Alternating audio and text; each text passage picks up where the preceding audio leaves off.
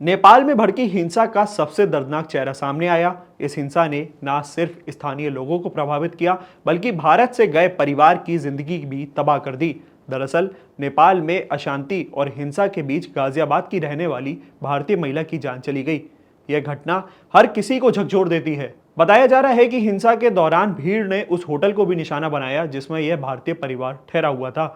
हालात इतने बिगड़ गए कि परिवार के पास भागने के अलावा कोई और रास्ता नहीं बचा। इसी हफरा तफरी के बीच भारतीय महिला की मौत हो गई, जबकि महिला के पति रामवीर चौधरी ने अपनी जान बचाने के लिए चौथी मंजिल से छलांग लगा दी। गंभीर हालात में उन्हें वहां से निकालकर भारत लाया गया।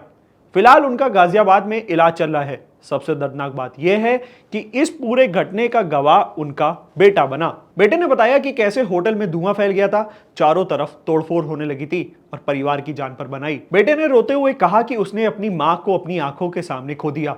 वहीं पिता किसी तरह चौथी मंजिल से कूदकर जान बचाने में कामयाब हुए।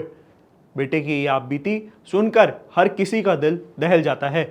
नेपाल में फैली हुई हिंसा ने एक बार फिर सवाल खड़े कर दिए हैं कि क्या आखिर वहां हालात इतने क्यों बिगड़ गए?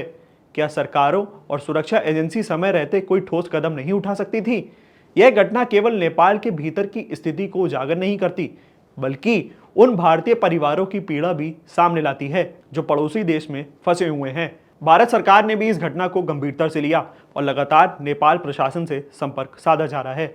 विदेश मंत्रालय ने भी साफ किया कि भारतीय नागरिकों की सुरक्षा सर्वोच्च प्राथमिकता है। साथ ही नेपाल में मौजूद भारतीयों को सुरक्षित स्थानों पर जाने की सलाह दी गई।